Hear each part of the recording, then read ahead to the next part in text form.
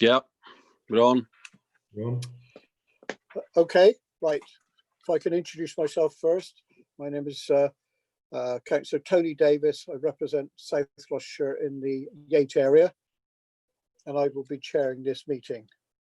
Perhaps, Richard, would you like to introduce yourself? Yes, I'm Richard Eddy, a boarding councillor from Bristol. Thank you. And Celia? Celia Phipps, councillor from Bristol, representing Bedminster Ward. And Brenda?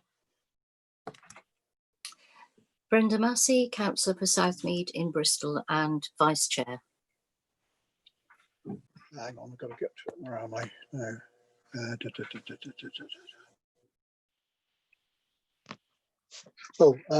Right. I've got Mr. Trevor Jones. Yes, Chairman. I'm Councillor Trevor Jones for Winterbourne Ward in South Gloss. And Robert. I'm Robert Payne, councillor on North Somerset Council, where I represent Weston-super-Mare Central. Okay. Perhaps if we could, I think that's all the councillors. Can we actually introduce the officers now? So perhaps you'd like to start. Stephen Ree, Assistant Chief Fire Officer for Rescue. And Steve. Yeah, hi, I'm Steve Gregory. I'm Bristol City Council and I'm clerk in the meeting today. Peter. Okay, thank you, Chair. And my name's David Daycock and I'm Deputy Monitoring Officer and Clerk. And Peter. Good morning all. My name is Pete Davis. I'm Service Liaison Officer for HMI CFRS with Avon Fire and Rescue Service. And Mandy. Hello, good morning. My name is Mandy Peskett. I'm the Partnerships Manager at Avon Fire and Rescue. Simon. Good morning, councillors. I'm Simon Clark, I'm the Corporate Performance Manager for Avon Fire and Rescue Service.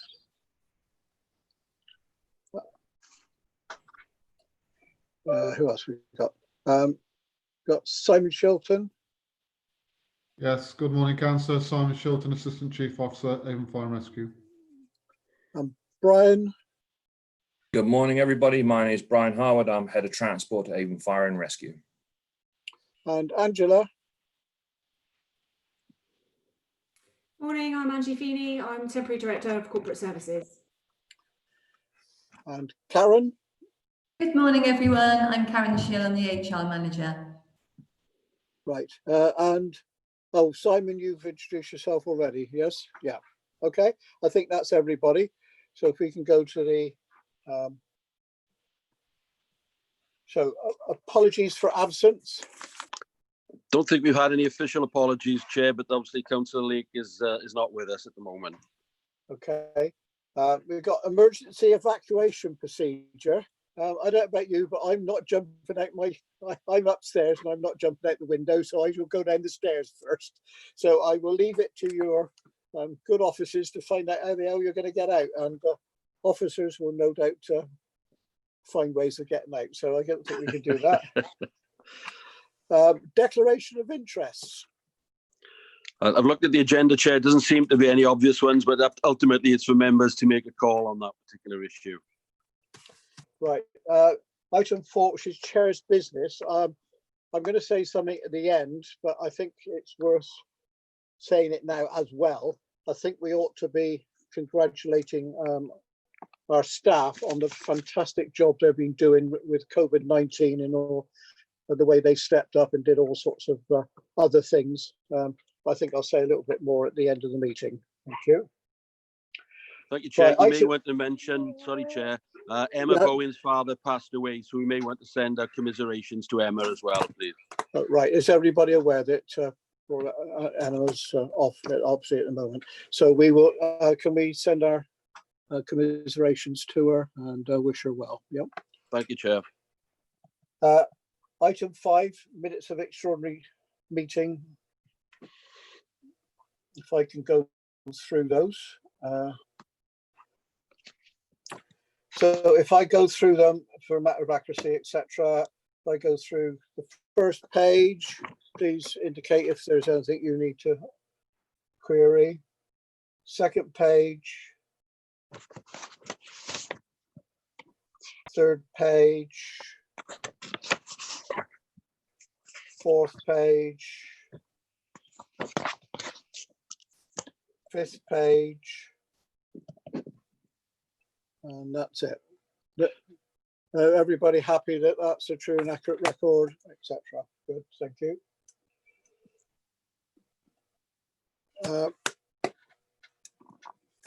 We've got 6 public access. Have we? Sorry, Chair. Sorry, Chair. Can we stop a second? There's apparently a typo on page 7 that Angie has spotted. Can Angie tell us where it is? Yeah, sorry, Chair. On the bottom of page 7, in the paragraph where it talks about the HMI CFRS action plan, the third sentence from the bottom where it says would begin on 22nd of June with, it actually says filed work. I believe that should say field work. Right. Okay. Okay, thank you. And also, Yes. Chair, can you ask whether members have any matters arising that are not on the agenda otherwise? Right, okay. Any matters arising, members? I couldn't see any personally, but no, okay. Okay, thank you. So we've got item 6, public access. Have we any members of the public coming that you know of? No, Chair, nothing has been served upon us, so there are no items of public access to be dealt with today. Right. So moving on to sort of more substantial business. 7, the performance report. So where's Simon? Simon Flood, yeah. Yeah, where are you, Simon? I should be here. Yeah. So 1 second, we're just going to kill the mute here. 1 second, members.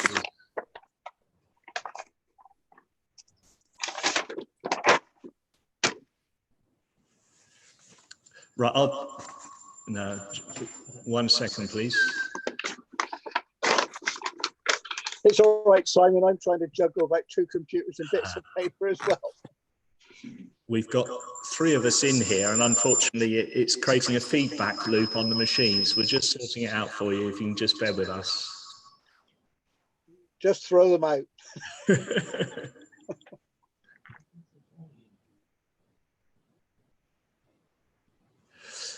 Can members hear the feedback, or is it just ourselves? No, we can hear it as well. Okay, 1 second, please.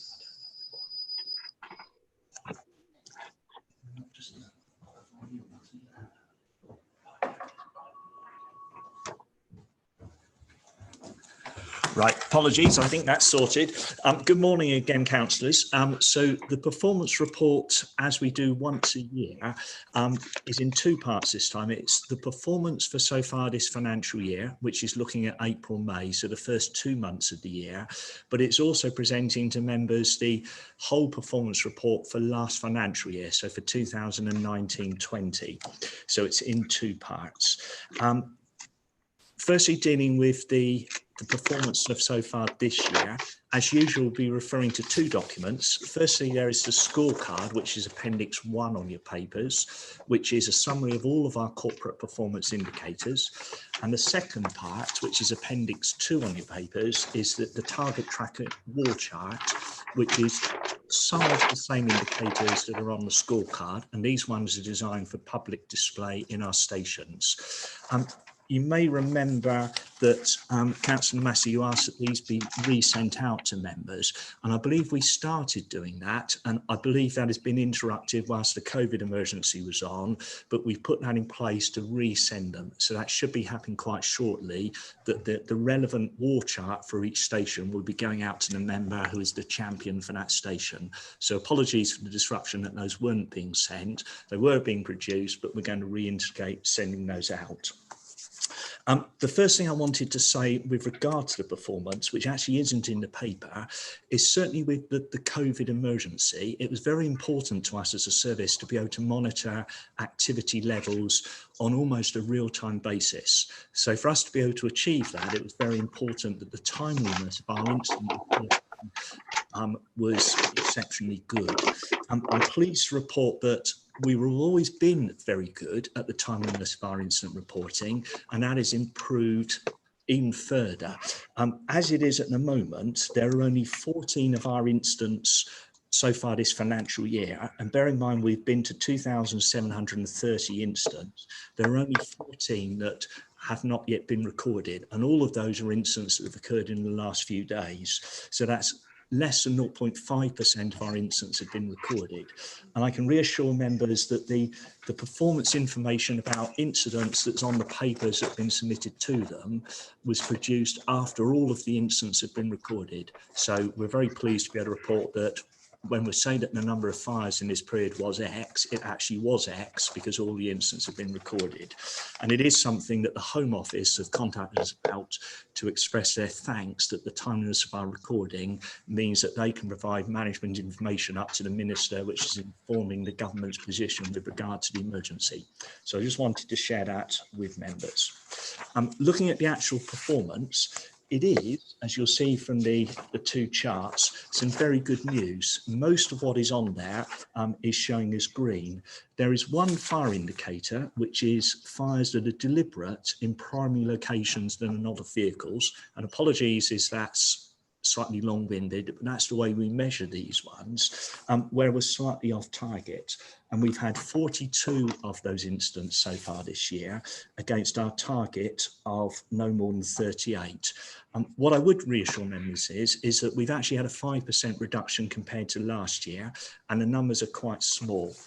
When we've done the analysis about the ones where we're missing target, it is mainly due to fires in woodland areas. Now, what those tend to be is small fires of setting light to bonfires and rubbish that spread to the surrounding woodland area. So we treat that as a primary fire, and we've had a number of those with the very good hot weather at the start of this financial year. But as I say, it's still relatively low numbers, and looking at the figures so far we've had for June, which aren't actually reported in there, the numbers of those sort of fires has dropped off quite considerably. So I'm quite confident over the next few months that indicator will come back into target.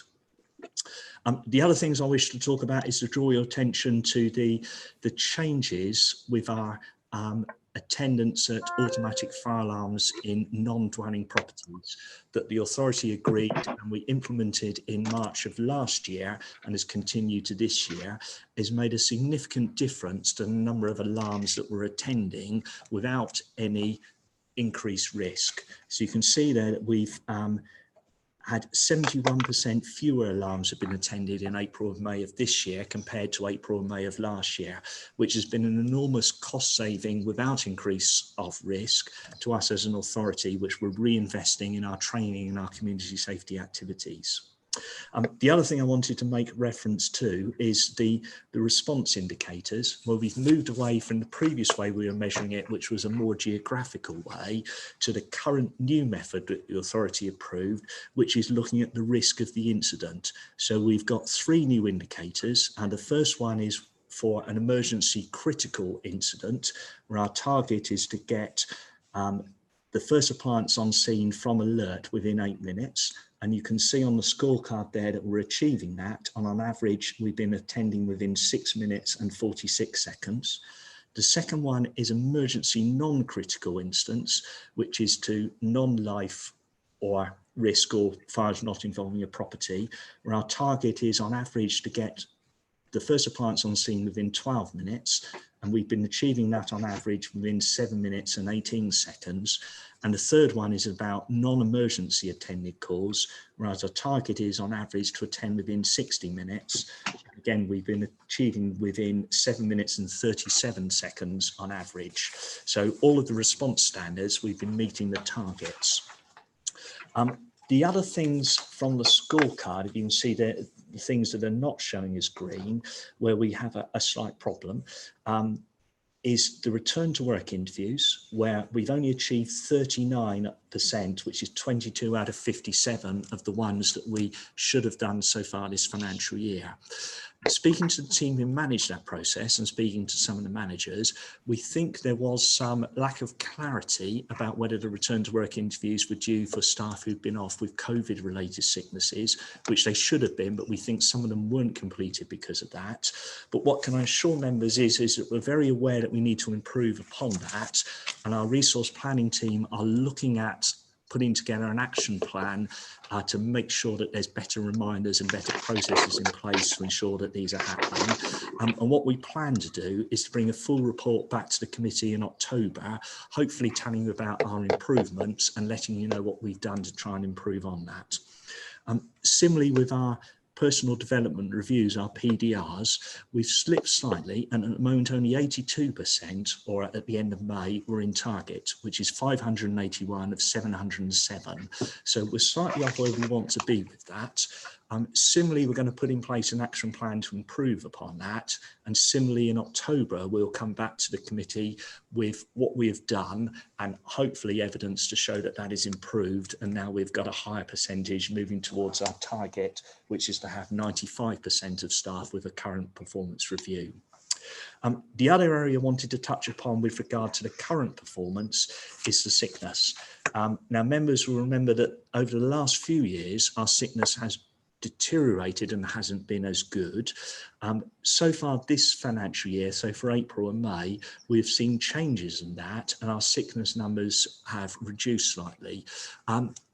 Karen Shaw from our HR team, the HR manager, was going to expand upon that a little. So if I could pass over to Karen, and she'll give you a little bit more information with regard to that. Good morning, members. I think it's worth noting, apologies if my room is quite echoey. Somebody said the other day that my room is quite echoey, so I hope you can hear me. I think there's a number of factors involved in short-term sickness, but it is quite clear that we need to do some more analysis. It's the lowest rate of short-term sickness for all of the years that we've been recording it. So, so a number of years now that we've been recording sickness very accurately, and this is by far the lowest level that we've recorded. I think there's a number of factors that have obviously contributed to this. Obviously, social distancing, people staying at home, some of the hygiene factors that people have been taking, so things like washing their hands, wearing face masks, wearing gloves, limiting their contact with other people. I think obviously children and not being at school and nurseries, and sometimes bringing some of those minor ailments back to the homes will have played a factor on that. And also, I think whilst our staff are always committed to the service, I think that commitment has shown even greater over the period of the pandemic. I think people have been very, very passionate about making sure that the service remains strong throughout all of the pandemic. And I know that people sometimes with some of those minor ailments, obviously not related to any potential COVID symptoms, made sure that they attended work throughout that period. However, I think there is, we need to understand it more. Those are my assumptions based on a long-standing career in HR and working very closely with employees and line managers, but we definitely need to understand more about that. So we agreed at our service leadership team last week that we would put a communication out to all staff, obviously both commending them for the excellent performance and their commitment to attending work, also to try and get some more information from employees and line managers out in the service to see if there are some other factors that may have contributed to that great performance. Obviously, what we want to do is to replicate that moving forward throughout the rest of the year where possible. I hope that information is helpful. Thank you for that, Karen. I have two people wishing to say so. First, I got Councillor Eddy and then Councillor Phipps. Councillor Eddy, do you want to ask your questions? Yes, indeed, Chairman.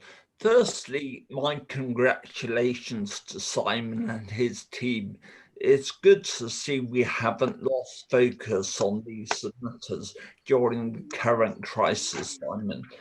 Secondly, not so much question on the stats, but I wondered whether you could give me an anecdotal response with malicious reports. Do these, in your estimation, during a crisis like this, do they go down or do they go up, or can't you comment really?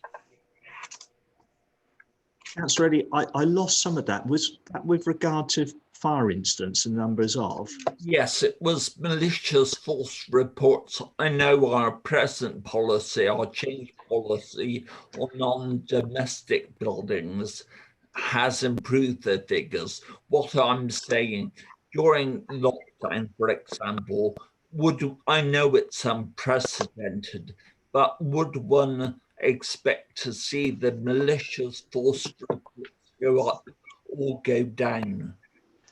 Yes, it was something, there's through the National Fire Chiefs Council, there are a number of forums for fire analysts and things like that that we contribute towards. And it was some conversations certainly at the start of the emergency about whether we were expecting fire incidents to increase or not increase. So the increasing thought was that if people are at home more and doing more home cooking, which are all of the home cooking is certainly some of the things that contribute most towards fires in dwellings, then whether we would see increases in such fires or whether we'd see decreases. Part of the thing we thought about was when we have holidays such as Christmas and Boxing Day, where you might expect there to be increase in the number of fire incidents in the home, those actually decreased. So our thought process was, yes, it may go up and may go down. What I'd say is that the numbers have gone down quite considerably for almost all incidents. So the easiest way possibly of showing that is if we look at the target tracker and the graphs, where you can see the blue lines are so far this year, and the slightly brownish lines are performance for last year. You can see for almost every month for the indicators we measure, the numbers have reduced compared to last year. The only thing where that is different is regard to controlled burning. We've had a number of incidents of controlled burning, which usually with those we would not class them as fire incidents. So people report that they can see smoke upon attendance if it is controlled, as in what is being burnt is not causing undue risk, there are adults present and it is not near to property, etc., etc., then we would treat it as a false alarm good intent rather than a fire incident. And we had a large increase of those such incidents. What we think is a lot of the linkage to it is the closure of the recycling centres, done for quite correct things for the COVID emergency, and also that people being more at home, being furloughed from work and things, has led to more, if you like, burning of waste in gardens. One of our fellow fire and rescue services who we've spoken to about this, who serves 5 unitary authorities, what they found was that 4 of those unitaries that they serve shut the recycling centres. 1 of them kept them open. And what they saw was that the controlled burning increased in the 4 where they had shut the recycling centres, but in the centre that remained open in that unitary authority area, they didn't see the increase in controlled burning. So it's sort of those things of unintended consequences of things happening. So is really the only indicator where we've seen any sort of increase. I hope that answers what you were interested in, Councillor. Yes, that's fine, Simon. My second question relates to the return to work interviews. I understand we're having a full report in October. Are you able to give some indication of some of the things you're looking at now? Yes, I mean, we have good information about the return to work interviews that are done. We monitor that quite closely, so we know which ones weren't done and which ones were. We can look at the sickness reasons, the ones that have been done. And I say when the thought process was that there was a lack of understanding that the return to work interviews needed to be done after COVID-related sickness. And when we've looked at the ones that haven't been done, about exactly, I think it is, a half of them were absences due to COVID-related. So, not entirely sure how the message got out to say that possibly they didn't need to be doing in those circumstances because they should have been, but that answers some of it. What we need to do, and we're looking at the processes for this, is improve our if you like, early warning to managers to say that these need doing. Because because of the shift system, we allow 15 days for that interview to take place and be recorded. So these are ones that aren't being done within those 15 days. So what we're doing is looking to set up better mechanisms to remind managers and staff that this interview should be taking place. And so that's all the sort of detail we bring back to the committee in October. Thanks. Thank you, Richard. I've got Councillor Phipps now. Thank you.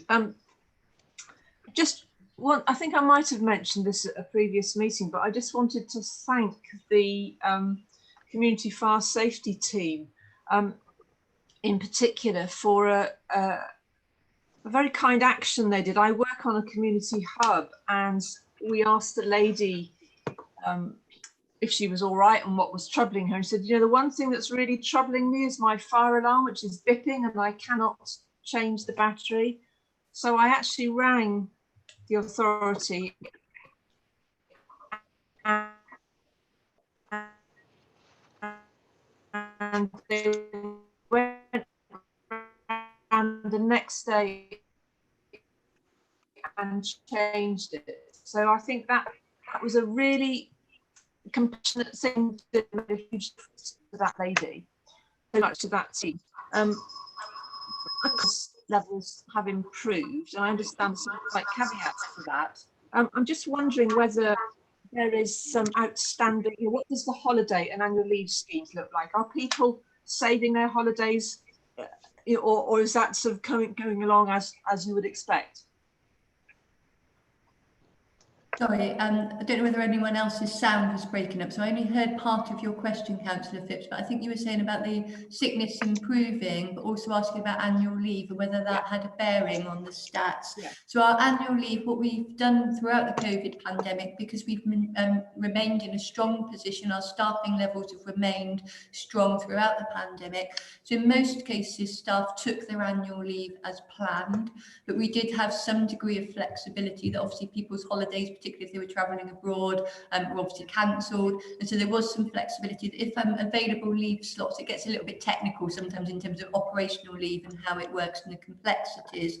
But if there were available slots and people wanted to move their leave into an alternative available slot, we've allowed that. We also planned for quarantine, and obviously that's all changed, which is really good news. But we're trying to always plan ahead and make sure that staff, obviously rest and recuperation away from work is vitally important, particularly when people have been working so hard and been under additional pressure. I think obviously society has seen an increase in mental health, not necessarily sickness, but people feeling very anxious and needing that break away from work. So we've been very much looking at some of the preventative measures we can do to support staff. We've also put in place additional welfare provisions for staff. We have very good counselling provisions, which you'll already be aware of. We also have a medical intervention fund.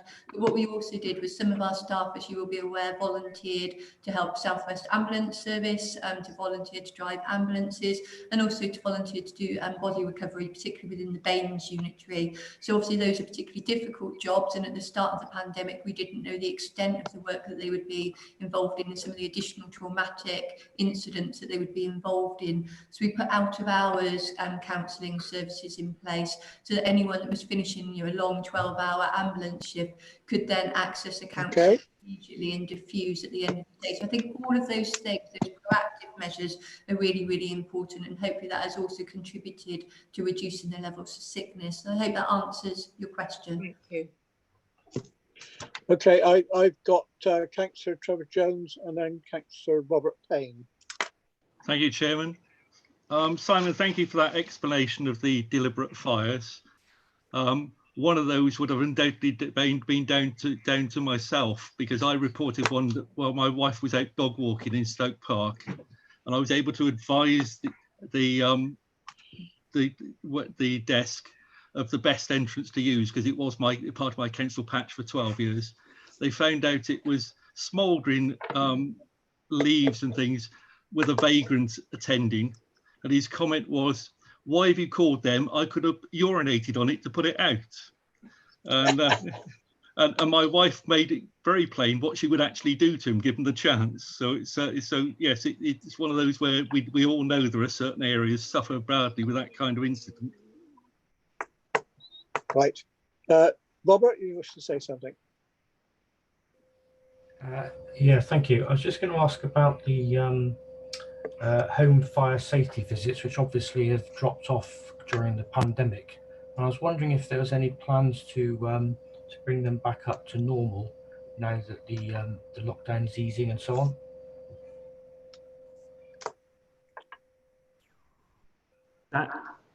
I can answer that, Councillor. I've got. I don't know if Simon or Steve can come in on that one.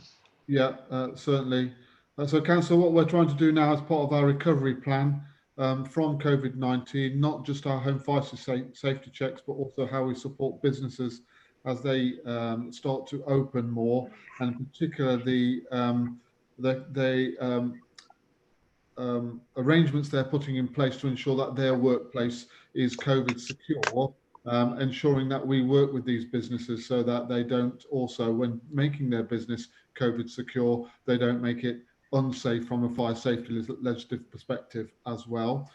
So we're now looking at that recovery aspect around making sure that when staff go out there to visit, that they're safe themselves, but also reducing the impact of any potential community spread of the virus. And we'll do exactly the same with regards to our home fire safety checks.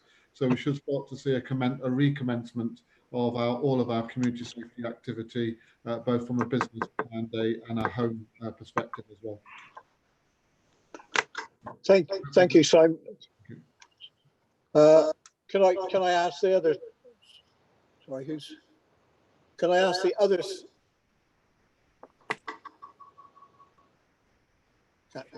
Could I ask the other, Simon? Have we dealt with the annual report, you feel?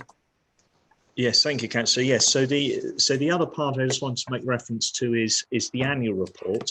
This is the second year in our new format, which is trying to make it more user friendly by using more infographics and less, if you like, data led, to try and give you a better flavour, or the public a better flavour about how we performed against our targets as a fire authority.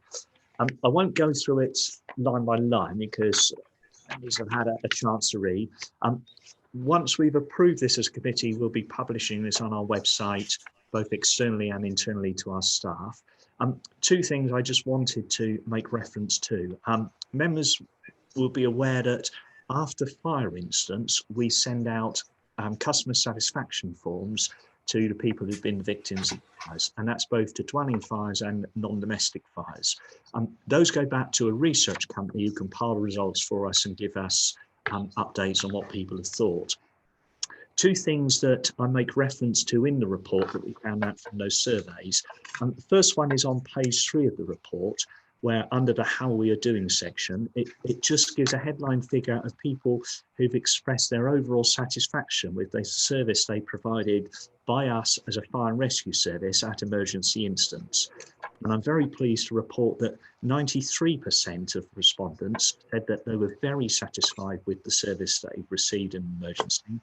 1% said they were very satisfied, and no respondents said that they were dissatisfied with the service they received. So it's fantastic results that we're getting with regard to customer satisfaction.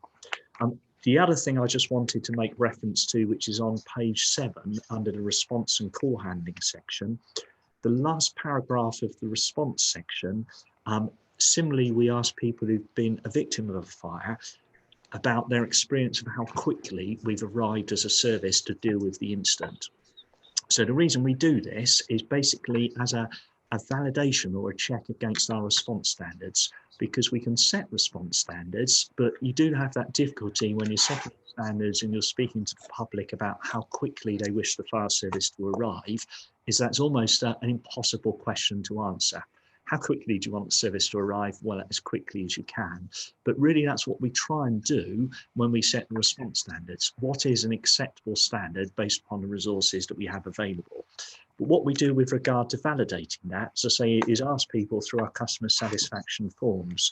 And I'm pleased to report that 49% of respondents to the survey stated that the service had attended quicker than they expected. 47% said that we've attended in line with their expectations, 1% didn't have any expectations, and 3% slower. So again, it's good validation of the standards that we set for our response, that most people replying, a vast majority of people replying, are either very satisfied or satisfied with the response and speed of response that they're achieving. So I didn't have anything else that I wanted to highlight with regards to the report. Councillors, were there any questions with regard to it? Thank you, Simon. Could I just say that Councillor Phipps has actually made a comment. She thinks this is a really good document, easy to read and informative. And could I actually endorse those feelings? So I think it's a lot easier to read than, with the various pictures. Yeah, I've got a granddaughter now, so I'm very good at reading pictures. Thank you, Councillor. Trevor Jones, you said there's a typo on page 22. There is indeed, Chairman. I would like to support your comments and thanks to officers for the report. On page 22, on paragraph 5, which begins where we have not, the second line reads, nearest fire appliances were committed to with dealing. So there's obviously an additional word with in there that needs to be removed. Thank you. We'll make sure that happens. Apologies for that. Right. I've now got Councillor Massey who wishes to say something. Sorry, I hit the wrong button. Yeah, I just wanted to say I think this is a really good report. It's easy to read. It's broken up with, graphics in there, and yeah, it made very good reading. So just congratulations on it. Thank you. Well, there you are, Simon. I think you've got a big, you can have a gold star, but we won't tell you where to put it. Right. If there's nothing further, can we move on to item 8? Sorry, Chair, can you note and endorse the report, please? Oh, very sorry. Can we note and endorse the report? Yes, everybody happy? Good. Okay, thank you. Item 8, which is the partnership and collaboration. I understand, Angela, you're dealing with this.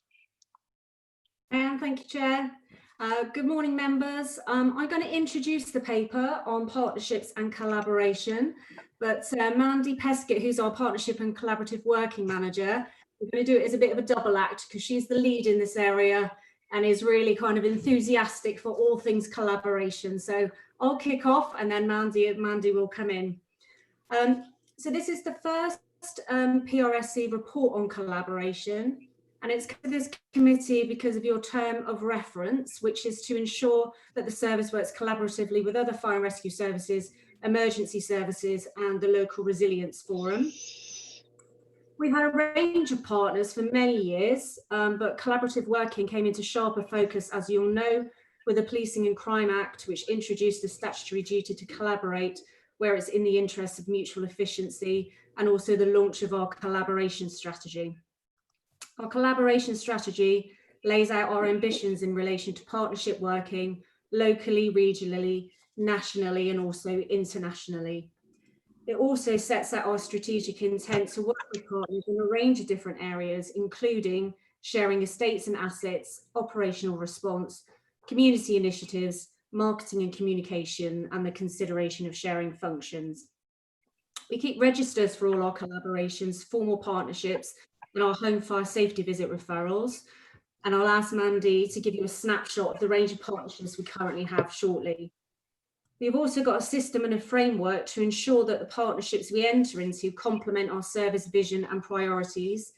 And we establish the expected outcomes of those partnerships at the outset, and then we review their effectiveness against expected outcomes over time. As identified by HMICFS for across the fire sector, there is more work that we need to do on evaluating the benefit of partnerships and collaboration. And this is an area of improvement which has also been identified by our internal auditors. Evaluating the benefits of some of our formal partnerships can be challenging. So I suppose if we take community safety initiatives, for example, it's quite difficult to get hard data on what in effect you've prevented happening.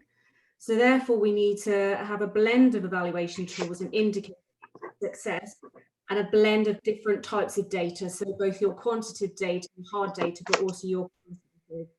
And this is an area of work that Mandy and I are working on as we look towards the next iteration of the collaboration strategy and to enhance the information that we all provide to this committee. So I'll hand over to Mandy for that snapshot of our current partnerships. And then after that, the recommendations for members as per the paper are whether you are content based on the information provided that the service is working collaboratively with other fire and rescue services, blue light services and the LRF, and whether you're content to receive further updates. We've suggested twice a year on our collaborations, with that, as I've indicated, increasing amount of data on evaluation. Mandy, I'll hand over to you. Thank you, Angie, and thanks for inviting me along today. As Angie said, I'm going to give you firstly a snapshot of some of the partnerships and collaborations we have ongoing at present. More details are in the papers already sent to you.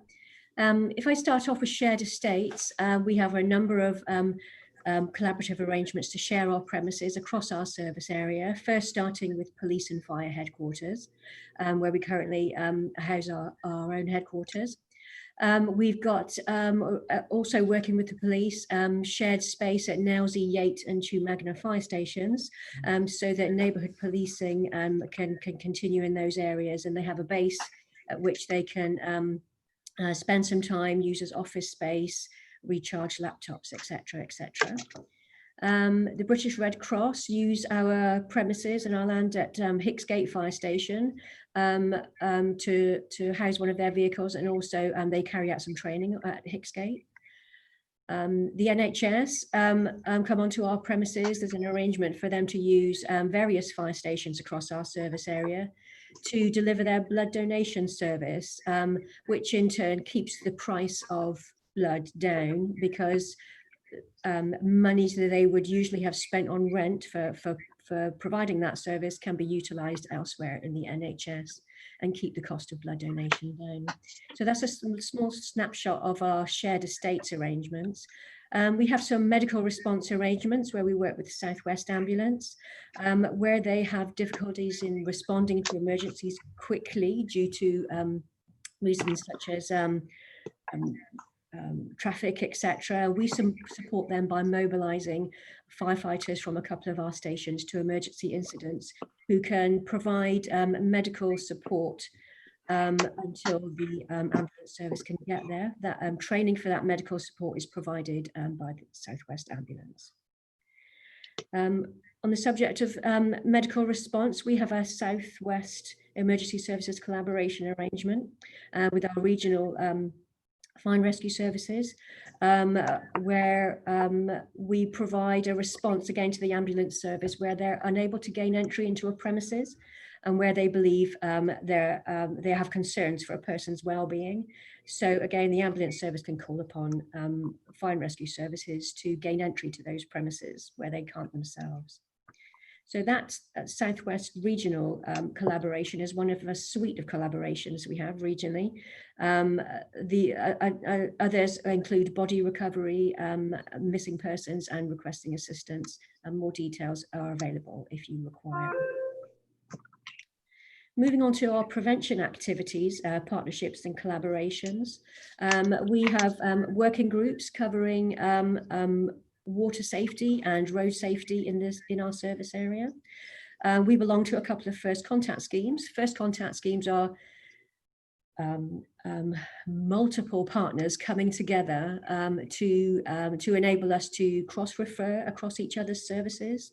We have one with South Gloucestershire and also one with Bristol. Bristol run by Age UK, South Gloucester by its council. Very effective. Other partnerships include a lot of our fire prevention, home fire safety partnerships include arrangements with local authorities, councils, hospitals, housing associations, so some very large organisations, but also smaller groups, local community groups and charities that might not be able to deliver their services without the assistance of ourselves. And all of those groups, big and small, can refer their vulnerable service users to us for home fire safety visits. So we it brings us back to our making every contact count principles, where if one of those organisations is in a person's home and recognises potential sign of harm, then they refer to the other person, the other organisations, and we can get in there and put some measures in place to reduce that risk. Multi-agency working. Forgive me, I don't quite know a lot about the government's emergency services mobile services network, but I could provide you with more information at a later date. We collaborate with Blue Light Services in relation to CBRNE.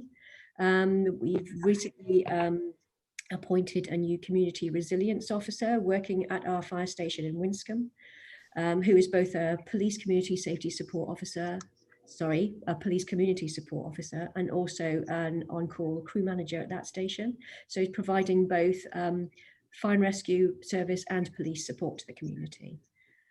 We're also key partners with the Avon and Somerset Local Resilience Forum, and no doubt you've already heard of the work that we've been doing to provide external organisations with support during the COVID-19 pandemic.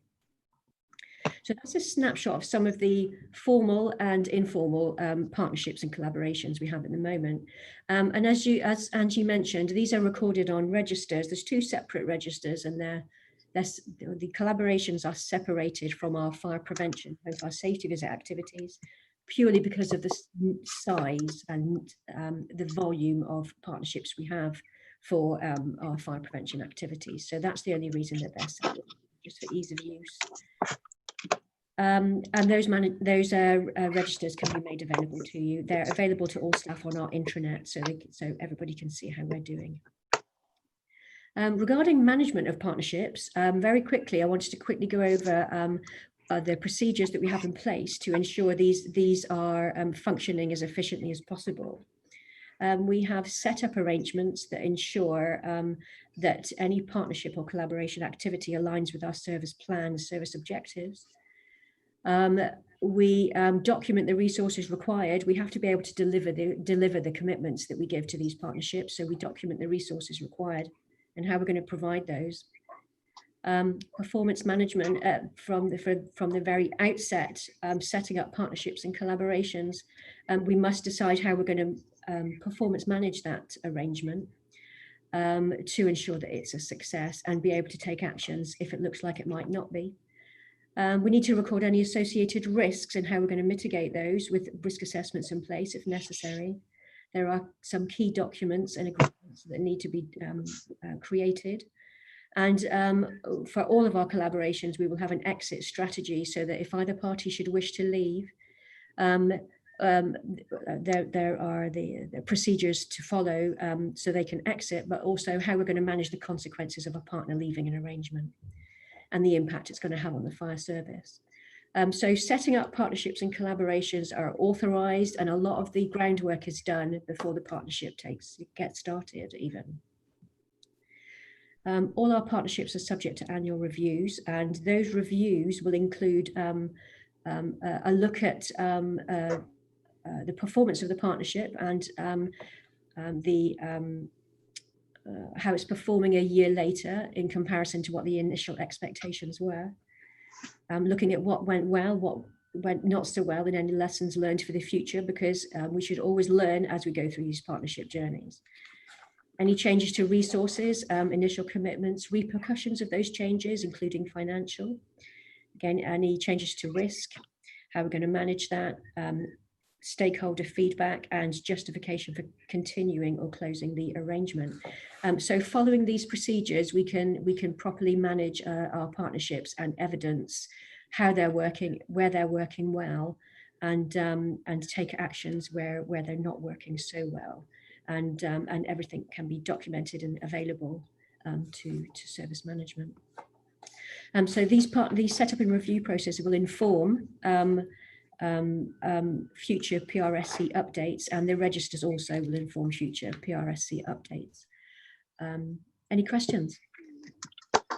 I've got Councillor Payne and also then Councillor Eddy. So Councillor Payne. No, nothing from me, Chair. Okay. Councillor Eddy. Yes, Chairman, I very much welcome this report. Thank Angie and Mandy for their comments. However, contrary to what Trevor Jones normally thinks, I'm not really a negative person, but I do think we should say what's and all. So if this report comes more regularly in the future, I would like to see areas of difficulty. Now, some might be easy to resolve, like communications. Some might weigh more structural. So, for example, the major projects group heard recently that the ambulance service has longer timeline to agree funding, for example. Now, I also appreciate this as a public meeting. We may not wish to actually wash our dirty linen in public for our partners anyway. So possibly there should be an exempt element to future reports saying what problems we've identified and how we might be able to resolve them. Right. Thank you for that. I'll get Angie, would you like to reply to that? Yes, thank you, Chair. Yes, I think what might be an idea, and what Mandy and I were working on, was having some sort of, when we talked about evaluations, having some sort of traffic light system around our kind of partnerships. So you have that overview in the public meeting, and then if we need to take a deep dive into one of those ones, then we can do that in private session, as you say, complementing it with the steering group. Okay, I've got Councillor Phipps would like to ask a question as well. A quick question. I notice you're engaged with the CCG locally, which is great. I wonder whether it's worth considering receiving referrals to the community safety team from social prescribers. Bristol has social prescribers, and I know that North Somerset has a very similar project. I'm not sure what South Gloss has got, or Baines, but this is a developing area, and it's helping GP practices deal with the non-medical aspects. We're very good close contact with individuals who might be in need. That is certainly something we can look at. Okay. Perhaps I can just ask a sort of question or a comment. I do note that you are dealing with some sort of the voluntary sector organisations. I personally would like to perhaps see if you could perhaps elaborate on what you're doing, because it looks like you're doing quite a bit. I recognise that you work with the police and all the blue light services, and that's absolutely fine. I'm very interested in what you can do with the voluntary sector, and also as a Yate Town councillor, I think town and parish councils are a good source of cooperation. I wonder if there's something you could do, perhaps just to enlighten us, perhaps on your next report. Okay. Yes, certainly. Is that okay? We're basically asked to agree that it will be reported twice a year, and that we're happy with how they're doing, etc. Everybody happy with the report?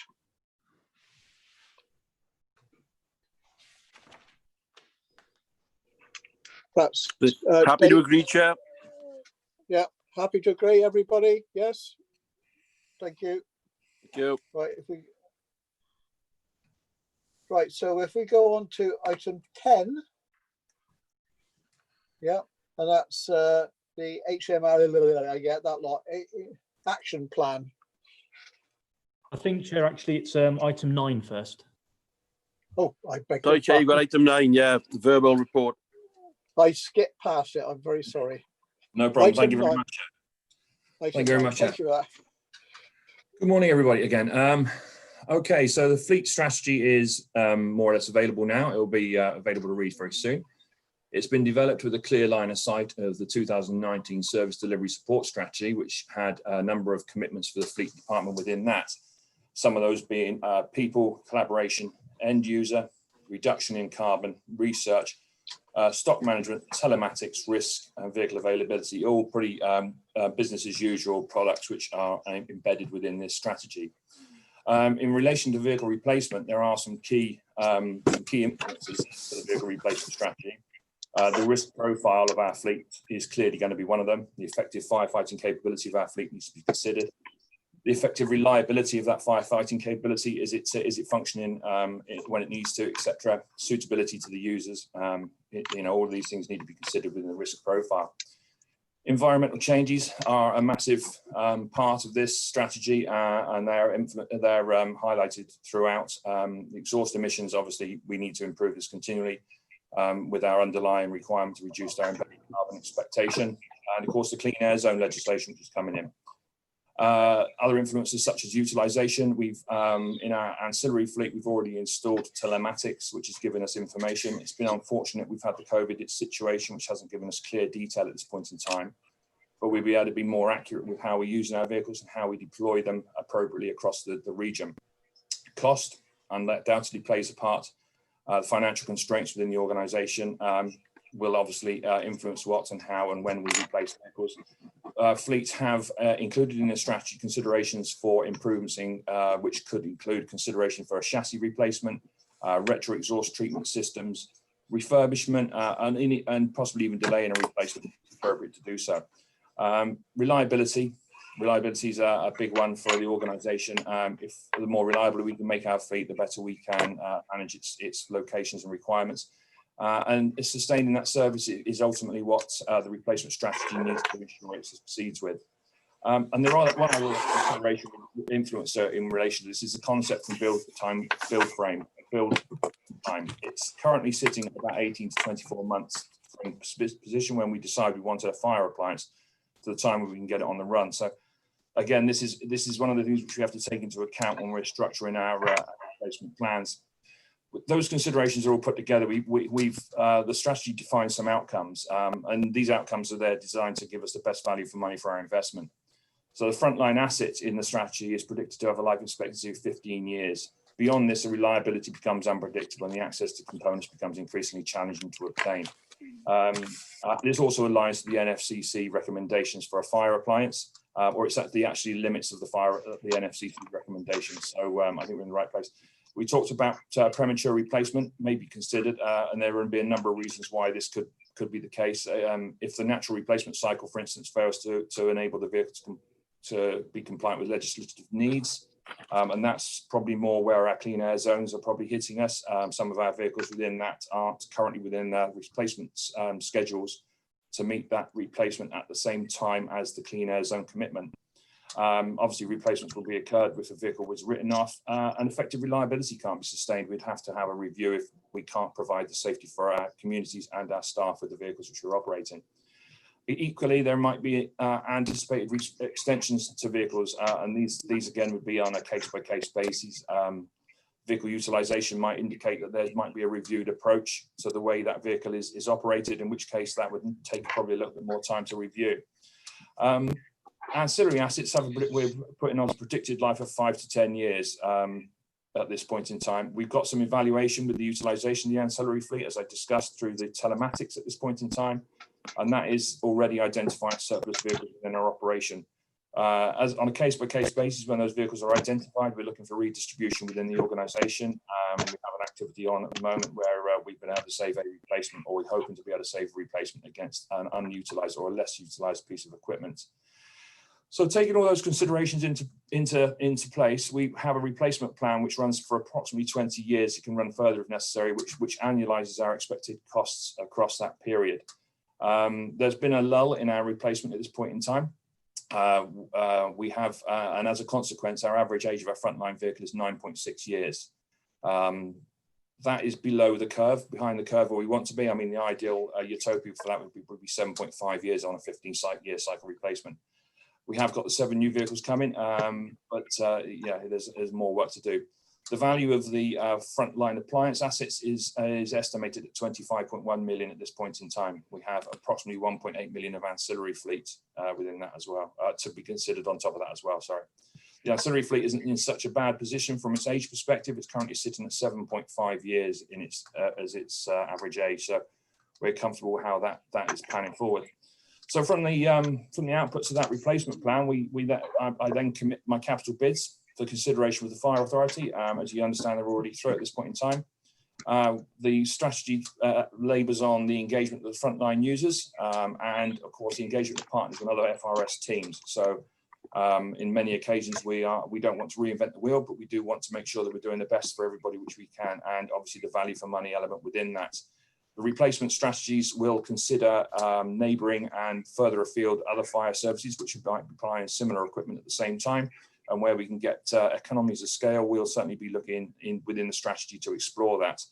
Specifics can't be defined at this point in time because it's on a required basis.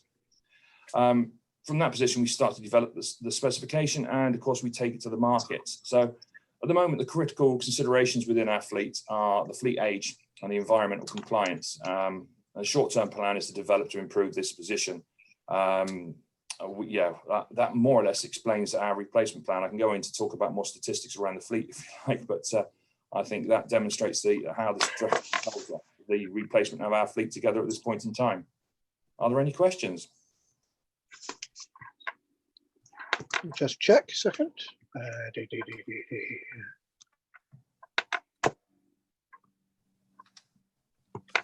Councillor Eddy, I think, Chair. Like I say, I think Councillor Eddy had a question. Can I thank Brian? That's very helpful. Two questions. Roughly when will the written report be seen by us? Very soon is my answer to that. I would have said within a week. I literally just bounced it backwards and forwards a couple of times between the final publication, just to correct a couple of or create some synergy in a couple of headings which were in that. Had that not been done, it would have already been in the website now for you to actually view. Good. Secondly, I appreciate we're talking very short term, but has the closure of manufacturers over recent months delayed any of the vehicles we were expecting this year? Right, there was mixed messages in this one.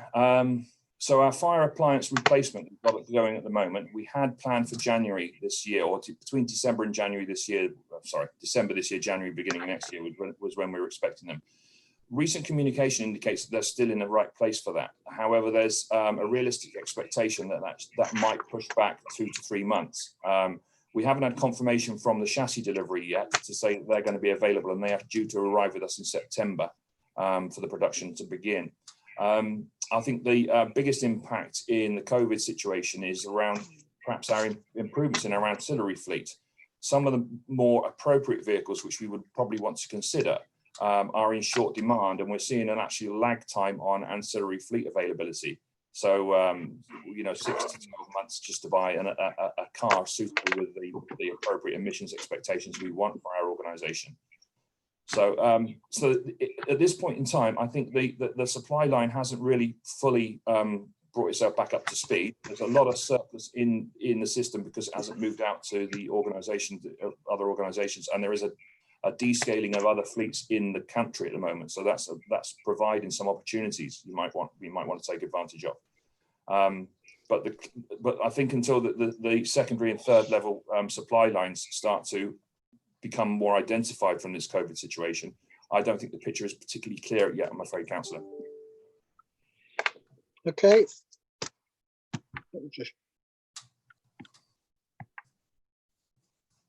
Okay, that's everybody.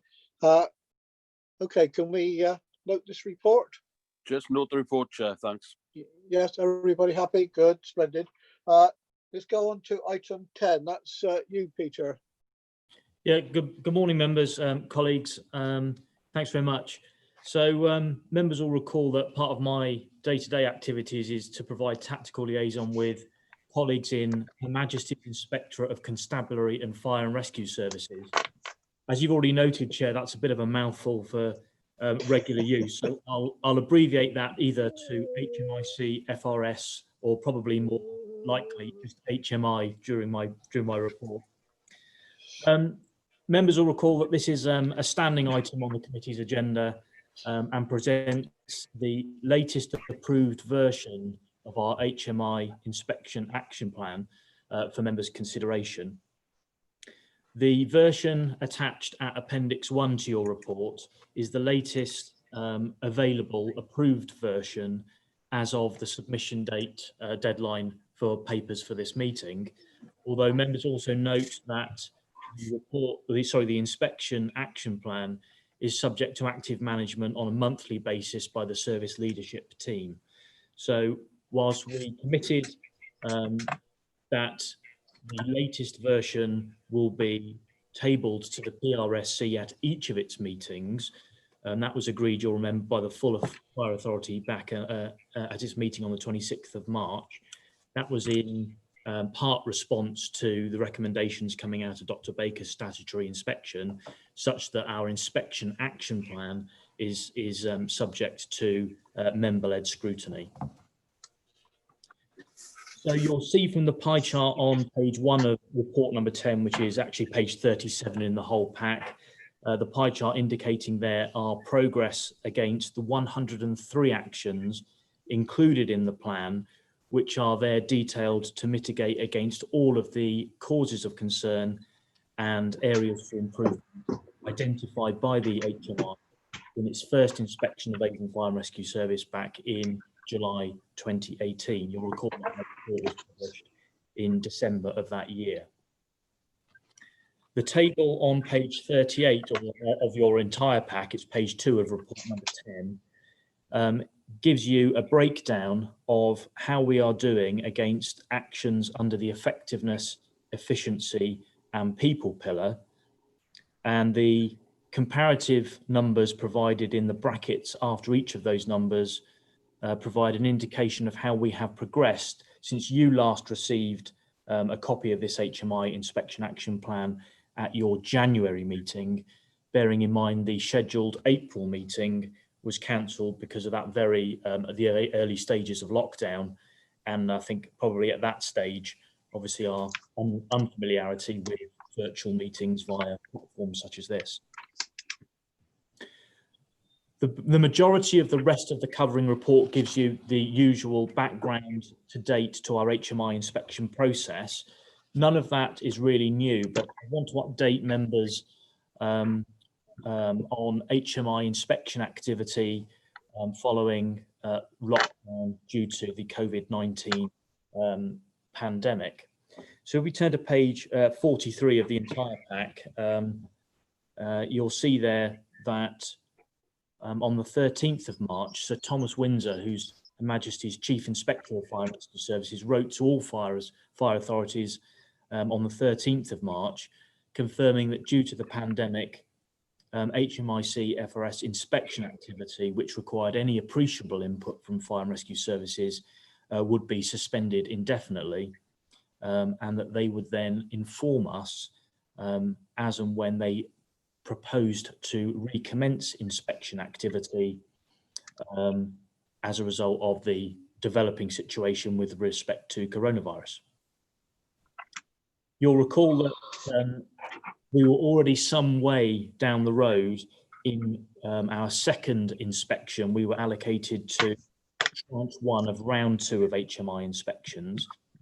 That being the case, we'd already planned a number of engagement activities for our service liaison lead. They were all in the diary and planned. We were already had submitted our document review request, which was something about 60 documents which we'd submitted to HMI for review in advance of our next inspection. And we'd also got confirmed dates for our discovery and field work. And in fact, our field work on the original timetable should have been commencing this coming Monday. So all of that had to be quickly suspended. Obviously, HMI inspectors couldn't come out into the field and visit fire and rescue services as a result of social distancing and other pandemic restrictions. But since the report was written that's before you now, on Tuesday this week, we have received an update from HMI Zoe Billingham, who's the lead for HMI fire portfolio, to update us on their proposed plans for recommencing inspection activity in English Fire and Rescue Services. Apart from congratulating and thanking Fire and Rescue Services for all of their efforts during the national COVID-19 response. HMI Billingham has confirmed plans for 3 activities now between now and the end of the calendar year. Subject to confirmation by the Home Secretary, HMI proposed to undertake a thematic inspection related to Fire and Rescue Services' response to the pandemic. So looking at how we've responded, what's worked well, what's been learnt, any problems the sector's facing, and what changes are likely for the Fire and Rescue Service as a result of the COVID-19 pandemic. We're expecting the thematic approval by the Home Secretary to start in September, following a pilot in late August. That will result then in a narrative report for each of the 45 fire and rescue services, but without graded judgments as we used to. And they should be at the end of the calendar year. In addition to that, HMI are restarting their data requests. So we expect a request for some data covering the period between October 2019 and June 2020 to be with us shortly, and we'll work on that as we normally do and get that completed, signed off and sent back to the inspectorate in line with their deadlines. Additionally, you'll recall that in round 1 of inspection, Avon Fire and Rescue Service had some causes of concern. We had 1 related to technical fire safety and 2 related to culture and the people pillar. And those, the inspectorate will want to follow up on progress made against those causes of concern with Fire and Rescue Services who are in receipt of causes of concern as part of their restart activity. So obviously the progress that we're reporting to you today in Appendix 1 of your report puts us in good stead. It stands us in good stead for that process. It's then anticipated that full inspection activity will recommence in 2021. So basically, the current the inspection activity which was suspended will basically be delayed for a 12-month period, and will go into the full round 2 of inspection in 2021. So I don't propose to go through the appendix in any detail. The full updates are there for your review, and obviously the main part is to note the progress made in the pie chart on page 1 of the report and the table on page 2. So are there any particular questions? I'd be happy to take those now. I've nothing indicated on chat. Is there any other person that wishes to say something, or can we just note the report? Everybody happy? Yes? Okay, we'll note the report. I'm moving swiftly on to the last item. Excuse me. Oh, wrong one. There. Right. So the last item, item 11, as I said, this is for information. First thing to note, I believe, is the next meeting is Friday the 9th of October at 10:30 a.m. Right, that's obviously will be confirmed. As I said, I think I would like perhaps for all of us to send our thanks to the staff and all their during this COVID-19 pandemic, how well they performed over and above and beyond. I think, and perhaps if Simon and Steve could actually make sure that's fed back to the appropriate people. Can we also ask if we can write to Emma and hopefully send her our best wishes and support for her and her, obviously, this rather unpleasant time with her father dying. I have one more thing, actually, which is you probably won't think it's very sad. This is the last meeting you will see me, or the last of these meetings you will see me, because they're throwing me off because I've done me 8 years.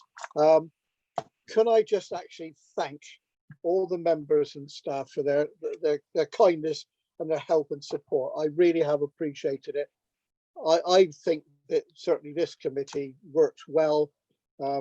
We do have a fairly laid back attitude in some ways, but I think we get the work done. So thank you all for your help and support. And you. And thank you, Tony. Yeah. Thank you, Chair. Okay, and you can go home now, or you are home. You are home. Yeah. Okay. All the Thank best, you. then. Bye. Bye. Bye. Bye. Thank you. Bye.